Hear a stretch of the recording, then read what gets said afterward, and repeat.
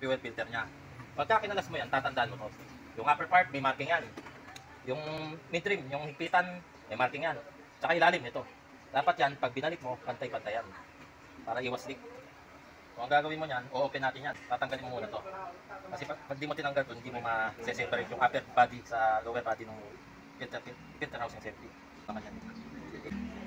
Ngayon, tapos sa buwangan na natin. Open, clockwise. Tapos, tatlong side yan, gaganyan mo para lumuwak. Yan. Papak out na yan.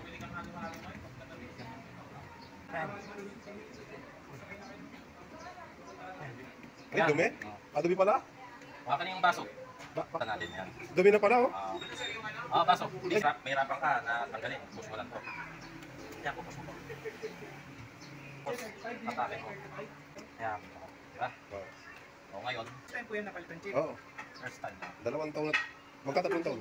Dumi, oh.